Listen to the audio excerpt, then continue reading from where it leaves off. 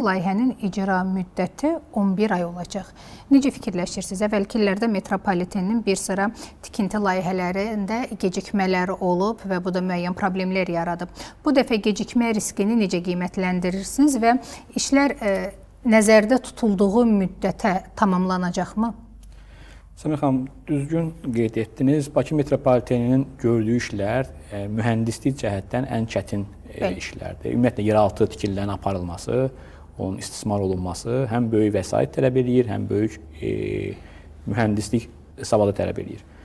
Biz əslində bu xəttlərin ayrılması layihəsi çərçivəsində 211 metr yeni tunel tikməyi planlaşdırmışıq. Yəni, Nizamidən gələn tunelin 28 maya birləşən hissəsi sökülüb, onun əvəzinə Cəfər Cabbarlıya birləşən yeni tunel. Bu iki tunel toplam uzunluğu 211 metrdir. Biz hazırlıq işlərinə başlamışıq.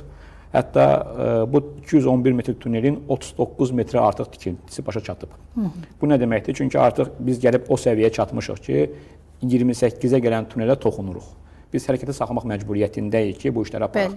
Bizim qrafikimiz çox ciddi təhlil olunub və qarşıya qoyulan hədəf, düzdür, təbii ki, yeraltı tikinti işlərdir, yeraltı sular ola bilər, burada geoloji kəşfiyyat işləri aparılsa belənçinə bütün hər mərhələni görmək mümkün deyil.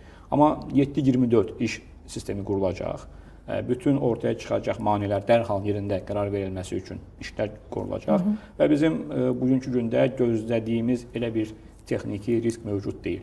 Və planlaşdırılmış vaxtda biz 11 ay ərzində bu layihəni bitirib, növbəti təhsil ilində tamamilə rahat sərnişinlərimizə xidmət göstərəcək bir infrastrukturla növbəti tədris ilinə başlamağı planlaşdırırıq.